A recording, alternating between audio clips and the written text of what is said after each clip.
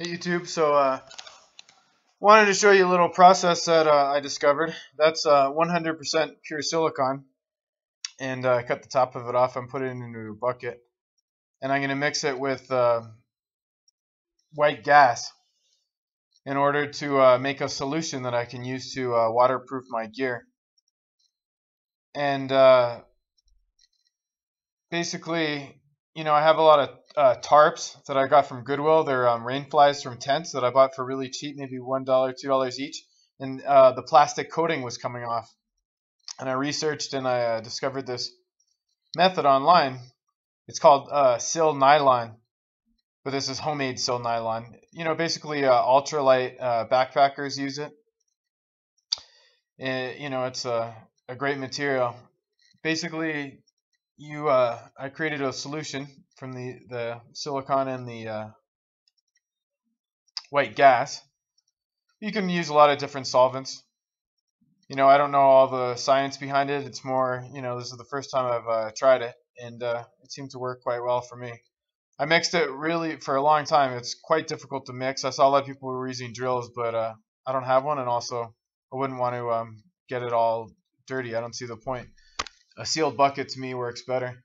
So this is one of the tarps that I have. That one had a plastic urethane coating on it, but it was coming off, and I removed all of it.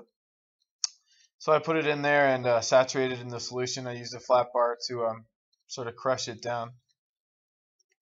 Sealed the bucket again and shook it. And actually it impregnated the fabric under pressure, because I noticed the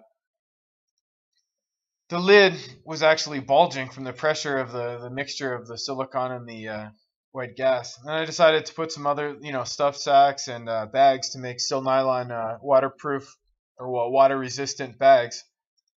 This is a compression sack from Granite Gear that I had for a long time. It no longer has that coating. I washed it a bunch of times and it's gone. So I decided to see if I could put a new waterproof coating on. Basically, these tarps I'm going to use as my shelter. Kind of like a military style shelter. And I have another one. This one actually has the plastic coating still on it, the urethane coating, and I decided to seemed to be working well, so I decided to put that one in as well.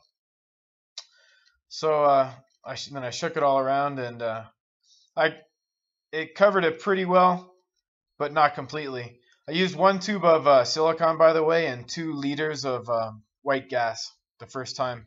Made a pretty rich solution. So decided to hang it up and see how quickly it would dry and how it would look. And the silicone was 300 milliliters.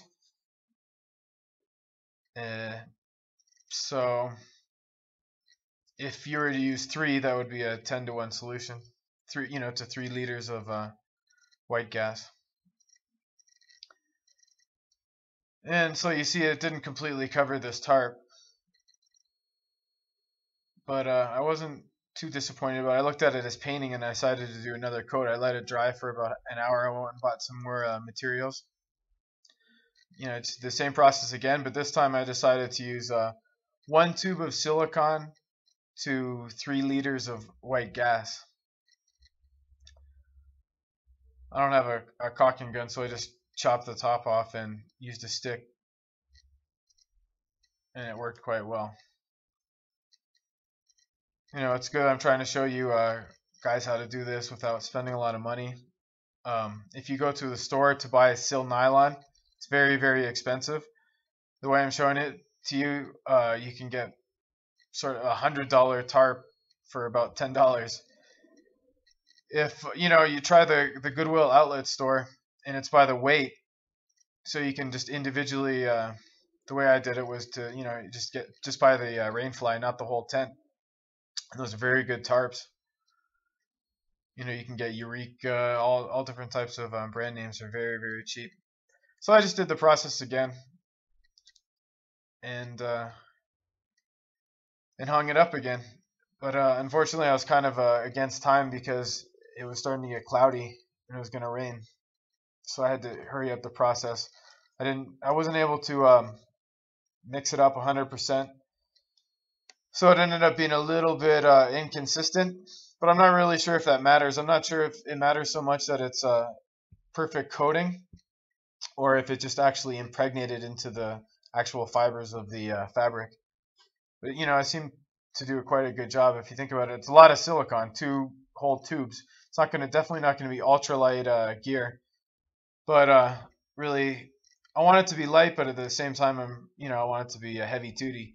That's a good thing about the silicone is it actually strengthens the fabric, and this is kind of it's kind of old fabric, so I think that's good. And even it has some of it had little tears, and it has some areas where they've done patches, and it pretty much glued everything all together and made it into one solid piece.